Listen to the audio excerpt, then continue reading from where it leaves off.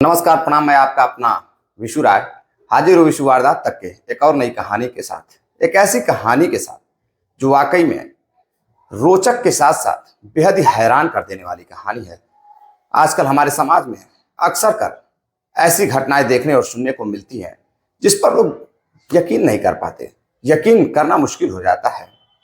दरअसल मैं बात कर रहा हूँ उत्तर प्रदेश के मेरठ में एक जगह पड़ती है कबाड़ी बाजार, रेड लाइट एरिया की। एक लड़की जो अपने घर से कमाने के लिए अपने पड़ोसी भाई के साथ शहर जाती है, और जैसे ही शहर जाती है उसे शहर में कुछ दिन रखा जाता है। उसके बाद उसे रेड लाइट एरिया के उस कोठे पर बेच दिया जाता है जहां उसकी जिंदगी बद से बदतर हो जाती है और वह चीखती चिल्लाती, लेकिन उसकी सुनने वाला वहां कोई नहीं रहता। सभी आते उसके जिस्म के साथ खेलते और खेलकर चले जाते। लेकिन एक दिन उसकी जिंदगी बदलती है और उसे विश्वास भी नहीं होता है। उस लड़की के साथ कुछ ऐसा होता है। जब लड़की कोठे से बाहर आना चाहती थी तभी एक लड़का उसके पास पहुंचता है और उस लड़के को उस लड़की से मोहब्बत हो जाती है। उसके बाद जो लड़की होती है वह विश्वास नहीं कर पाती कि हाँ, जो लोग रोजाना आकर जिस्म के साथ खेलते हैं, क्या यह लड़का भी मेरे जिस्म के साथ खेल रहा है? क्या सचमुच यह मुझसे मोहब्बत करता है, या फिर कुछ पैसे कम करने के लिए यह मुझे प्रेम जाल में फंसा रहा है? लेकिन लड़की के साथ कुछ ऐसा होता है कि जो भी इस घटना को सुनता वह यकीन नहीं कर पाता। दरअसल मैं बात कर रहा हूं पश्चिम बंगाल के रहने वाली अनीता की। अनीता पश्चिम बंगाल के 24 परगना के क्षेत्र की रहने वाली रहती हैं।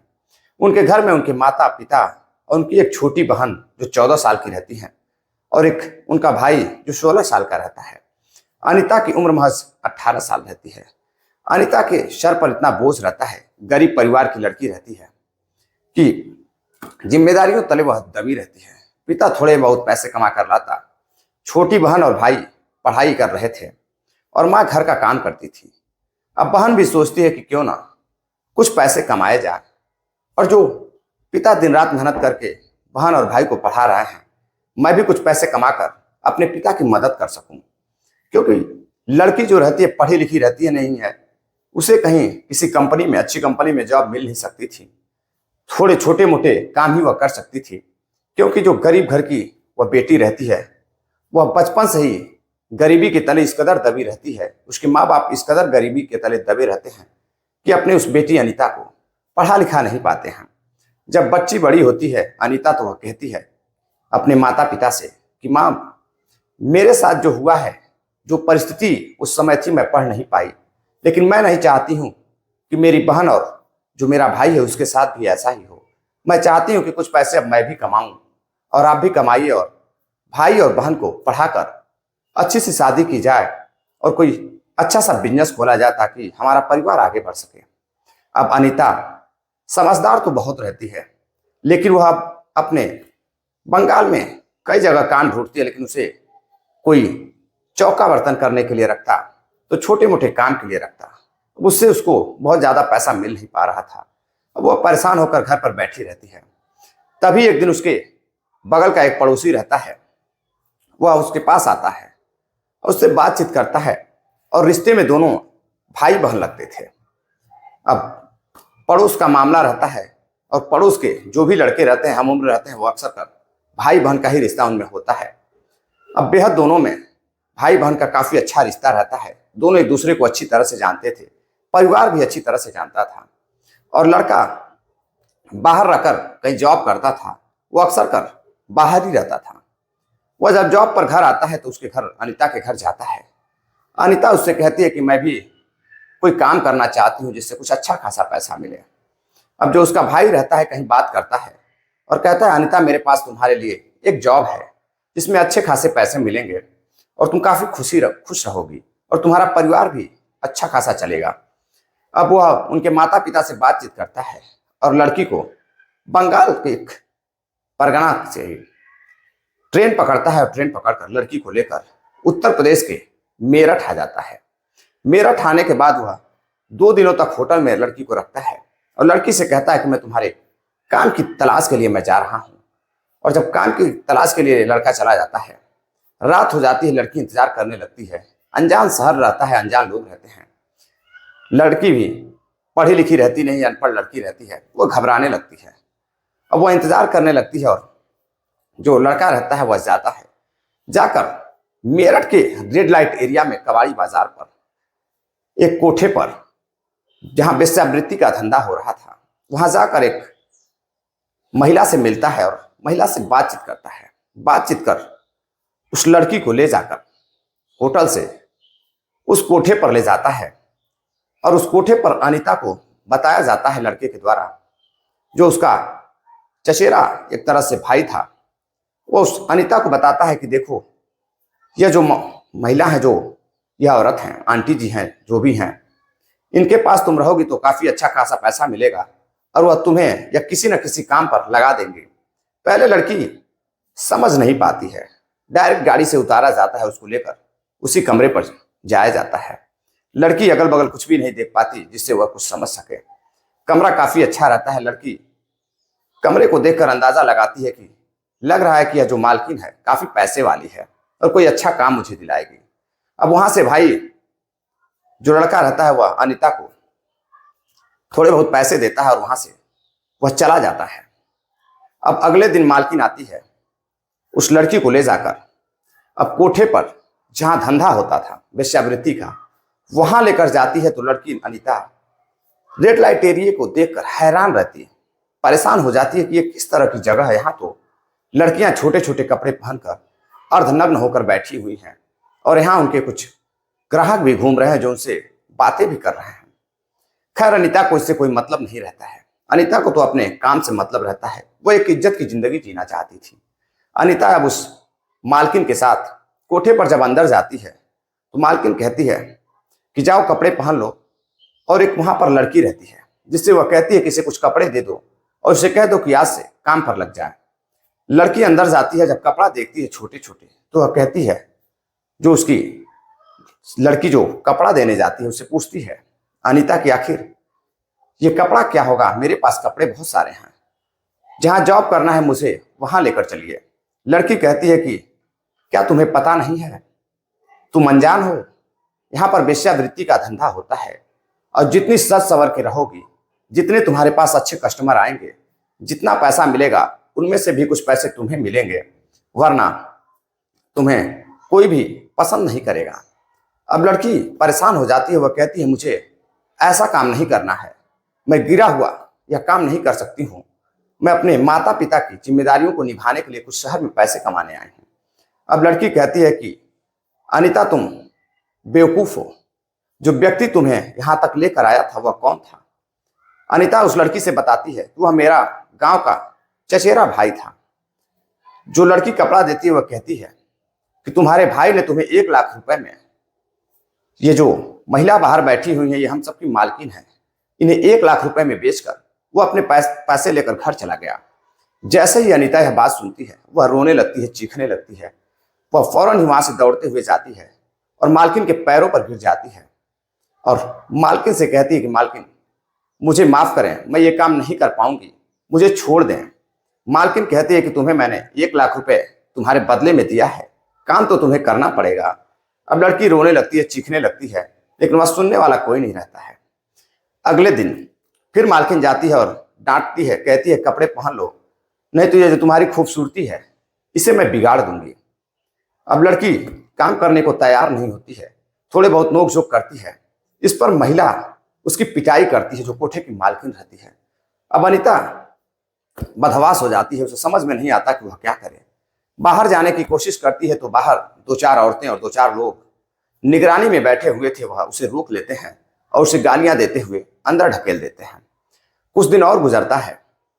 उसके बाद जो महिला होती है वह फिर जाती है और उसकी जबरदस्त पिटाई करती है और पिटाई कर कहती है कि तुम्हारे पास यहाँ धंधा करने के सिवा, काम करने के सिवा कोई और काम नहीं है, तुम भाग भी नहीं सकती और बाहर भी नहीं जा सकती हो, और पुलिस भी इसमें तुम्हारी मदद नहीं कर सकती है क्योंकि यह कोठा जो है रजिस्टर्ड है। अब लड़की परेशान हो जाती, वह पढ़ी लिखी रहती नहीं, उसे रजिस्टर्ड और अनरजिस्टर्ड से क्या मतलब रहता है। अब वह परेशान होकर अंततः रोने लगती है। रोने के बाद कुछ ही देर बाद उसके कमरे में एक व्यक्ति आता है जिसकी उम्र 55 साल रहती है। अब वह 55 साल व्यक्ति को देखकर डर जाती है। अब व्यक्ति अपने कपड़े निकालकर उस लड़की के पास जाता है, अनीता के पास। तो अनीता रोते हुए उसके पैरों पर गिर जाती है और कहती है, आप मेरे पिता की उम्र के हैं, आप मेरे साथ ऐसी हरकत कैसे कर सकते हैं। और जो व्यक्ति रहता है वह कहता है, मैंने तुम्हारे लिए ही इतने पैसे दिए हैं और तुम्हारे पिता से मुझे कोई लेना देना नहीं है, मुझे तो अपने काम से मतलब है। अब वह लड़की के साथ जबरदस्ती करने लगता है, जबरदस्ती कर वहां से चला जाता है। कुछ दिन बाद फिर अनीता भागने की जब कोशिश करती है तो उसकी डंडे से पिटाई की जाती है। अब वह समझ चुकी थी कि वह एक जेल में फंस चुकी है, एक ऐसी जिंदगी जीने को मजबूर हो रही है जो शायद उसने सपने में भी नहीं सोचा था। जो लड़की अपने भाई के साथ अनजान शहर काम के लिए आई थी, अब वह लड़की धंधे में फंस चुकी थी। अनीता बाहर निकल नहीं सकती थी। मजबूरन अनीता ने अब उस धंधे को अपना लिया और उस धंधे में शामिल हो गई। अब रोजाना नए नए कपड़े पहनकर 10-5 लोगों के साथ वह जिस्म का धंधा शुरू कर देती है। वह भाग भी नहीं सकती थी। वह कभी कभी तो ऐसा कोशिश करती, चिल्लाने की कोशिश करती कि उसे कोई बचा ले, लेकिन कोई वहां सुनने वाला नहीं था। एक दिन एक व्यक्ति उसके पास आता है तो वह रोते हुए उससे कहती है कि साहब, मैं जो करना है कर लो, लेकिन मैं यहाँ से बाहर निकलना चाहती हूँ। यह जगह मेरे लिए जेल से कम नहीं है। मैं बेहद परेशान हो चुकी हूँ। मुझे अपने माँ बाप के पास जाना है। मैं अपने बहन के पास जाना चाहती हूँ। अब व्यक्ति हंसते हुए कहता है, ठीक है, मैं कुछ कोशिश करूंगा। और वह व्यक्ति उसके जिस्म के साथ खेलता है और खेलने के बाद वहां से चला जाता है। अब कई महीने गुजर जाते हैं। घर वाले इधर परेशान होते कि आखिर उसकी बेटी कहाँ चली गई। घर वाले जब उस जो लड़का लेकर गया था उससे बात करने की कोशिश करते तो लड़का घर पर नहीं रहता, वह अपने जॉब पर कहीं गायब रहता। दरअसल उस लड़के का काम ही यही रहता कि अच्छी खासी लड़कियों को बहला फुसलाकर ले जाकर कोठे पर बेच दिया करता था। अब घर वाले परेशान रहते, लड़की की तलाश करते, लेकिन लड़की का कुछ पता नहीं चलता। पुलिस में शिकायत भी दर्ज कराते, लेकिन पुलिस भी कुछ भी नहीं करती। जांच पड़ताल कर छोड़ देती है, केस को बंद कर देती है। माँ बाप अब लड़की को मरा हुआ समझकर छोड़ देते हैं, भूल जाते हैं। और लड़की के पास एक दिन एक लड़का मनीष नाम का जाता है और जाने के बाद लड़की के साथ शारीरिक संबंध बनाता है, उससे बातचीत करने लगता है। फिर कुछ दिन बाद वह मनीष उस कोठे पर जाता है और उसे वह अनीता दिखाई नहीं देती है, तो वह किसी और लड़की के साथ शारीरिक संबंध बनाने लगता है। अब वह 1 दिन गैप करके 2 दिन गैप करके अक्सर उस कोठे पर जाता था। कोठे पर जाने के बाद अब वह कई लड़कियों के साथ शारीरिक संबंध बनाता था, तो किसी किसी दिन अनीता के साथ भी शारीरिक संबंध बनाता था। अब अनीता और मनीष दोनों जब मिलते थे तो इस कदर एक दूसरे से बातचीत करते थे कि दोनों की बहुत अच्छी दोस्ती हो चुकी थी। अब जब भी लड़का कोठे पर जाता तो मालकिन से अनीता की ही मांग करता। अब मालकिन समझ चुकी थी कि लड़के को लड़की पसंद आ चुकी है, यह उसी लड़की के लिए अच्छा खासा पैसा दे रहा है, तो इसे अनीता के पास ही भेजा जाए। अब लड़का अनीता के पास जाता है तो एक दिन बैठकर वह बातचीत करता है और कहता है कि अनीता, जाने अनजाने में मैंने बहुत सारी लड़कियों के साथ शारीरिक संबंध बनाए हैं, लेकिन उनमें से तुम एक हो जिसे मैं दिल दे बैठा हूं। तुम मुझे बहुत अच्छी लगती हो। अब अनीता को लगता है कि इस खेल में सभी दिल दे बैठते हैं, सभी अच्छी अच्छी बातें करते हैं, सभी को सिर्फ जिस्म चाहिए। अब अनीता कहती है, चलो यह मजाक की बातें छोड़ो, अपना काम करो और जाओ। मेरा तो यह धंधा बन चुका है, मैं तो फंस चुकी हूँ। लड़का चला जाता है और फिर अगले दिन आता है। कोठे वालों को पता चल जाता है कि यह लड़का इस लड़की का दीवाना हो चुका है, अक्सर कर अनीता के लिए ही आता है। वह कमरा दिखाते हैं और अनीता के कमरे में जाता है और उस दिन वह पैसे भी देता है, लेकिन अनीता के साथ कोई भी गलत हरकत नहीं करता है। बैठकर अनीता से बातें करता है और कहता, अनीता, मैं तुम्हें बाहर निकालना चाहता हूँ। अनीता बड़ी खुश होती है, कहती है, मुझे विश्वास तो नहीं है, अगर शायद तुम निकाल सको तो निकाल लो। वह कहता है कि अनीता, अगर मैं तुम्हें बाहर निकाल दूं तो क्या तुम मुझसे शादी कर सकती हो? अनीता हैरान रहती है कि एक धंधे वाली लड़की से भला कौन शादी कर सकता है, सभी तो यहाँ सिर्फ जिस्म की चाह में आते हैं। अब अनीता कहती है कि अगर तुम सही कह रहे हो, तुम पहले मुझे निकालो, फिर जो तुम कहोगे मैं करने को तैयार हूं। अब मनीष इसी बीच वहां पर मेरठ में इन्हीं सभी के लिए जाने जाना वाला एक एनजीओ रहता है, वहां की मालकिन रहती हैं अतुल करके। वह ऐसी ही लड़कियों को दलदल से निकालने का काम करती थी, जिसके माता पिता या जो भी परिजन वहां पर जाते थे। अगर लड़की इच्छुक है वहां से जाने के लिए तो वह उन्हें निकालती थी। अब मनीष पहुंचता है और वहां बातचीत करता है। अतुल मैडम से कहता है कि मैडम, एक लड़की है जो वहां से बाहर निकालना चाहती है, दलदल में फंस चुकी है, और बाहर निकालने के बाद मैं उससे शादी करना चाहता हूँ। तो जो अतुल मैडम रहती है कहती है ठीक है, तुम किसी दिन और आना। अब वो वहां से चला जाता है।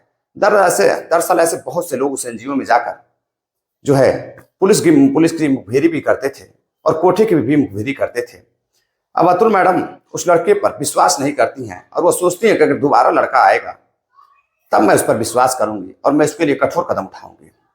कुछ दिन बाद फिर लड़का अनीता से मिलने जाता है और मिलकर आता है। मिलने के बाद फिर उसी एनजीओ पर जाकर कहता है मैडम, मैं चाहता हूं कि आप कुछ भी करके जो भी पैसे रुपए लगेंगे मैं देने को तैयार हूं। आप मेरी प्रेमिका अनीता को वहां से निकाल लाइए। उसके साथ दुर्दशा हो रहा है और वह रो रो कर उसका बुरा हाल है। वह बाहर जाना चाहती है, अपने माँ बाप के पास जाना चाहती है। फिर अतुल मैडम कुछ पुलिस वालों को लेती है और उस लड़के को लेती हैं, वहां जाती हैं और घूमकर चली जाती हैं। फिर पुलिस बताती है कि अगर जो लड़की अनीता है अगर एक सादे पेपर पर अपनी मर्जी से बाहर जाना चाहती है, लिखकर कागज पर साइन कर दे तो पुलिस भी उसकी मदद करेगी और जो एनजीओ है वह भी मदद करेगी। दरअसल सबकी मिली भगत रहती है। अब एनजीओ की जो मालकिन रहती है अतुल मनीष से कहती है कि तुम जाओ और सादे कागज पर उसकी साइन करा कर लेकर आओ और उससे कुछ लिखवा कर लेके आओ। मनीष जाता है, एक कागज लेता है, स्टाम्प पेपर लेकर जाता है और स्टाम्प पेपर पर लड़की से लिखवाने की कोशिश करता है। तो लड़की कहती है कि मनीष, मैं अनपढ़ हूं, पढ़ी लिखी नहीं हूं, मैं सिर्फ अंगूठा लगा सकती हूं।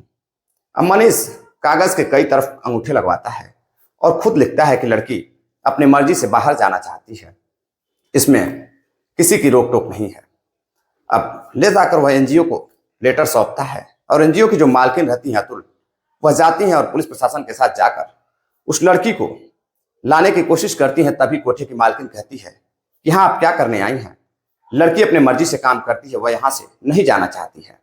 लेकिन तभी जो मालकिन होती हैं, जो एनजीओ की मालकिन होती हैं अतुल, दरअसल वो अनीता को पहचानती नहीं थी, लेकिन वह जोर से आवाज लगाती हैं। अंदर जाने के बाद अनीता, जैसे ही अनीता को लगता है कि कोई बुलाने आया है, वो फट दौड़ी बाहर चली आती है। बाहर आती है तो अतुल मैडम जान जाती है कि शायद यही लड़की है, बेहद ही खूबसूरत देखने वाली अनीता।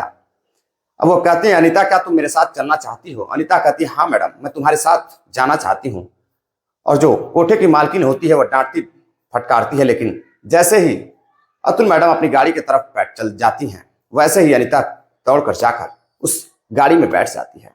बैठने के बाद अब अतुल मैडम अनीता और मनीष को लेकर मनीष के घर जाती हैं। मनीष के घर वालों से बातचीत करती हैं तो पहले मनीष के घर वाले शादी से इनकार कर देते हैं।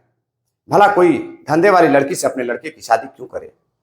यही सारी बातें चलती है। माँ मना कर देती है, लेकिन बेटा कहता है कि माँ, यह लड़की बहुत अच्छे घर की है, बहुत अच्छी लड़की है, कमाने के लिए शहर आई थी और उसे कोई बेच कर चला गया। क्या अगर किसी की बहन आपके घर की बेटी हो, अगर वह ऐसे दलदल में फंस जाए तो क्या आप नहीं चाहोगी कि वह एक अच्छे घर में उसका रिश्ता हो और वह निकल कर अपने घर आए?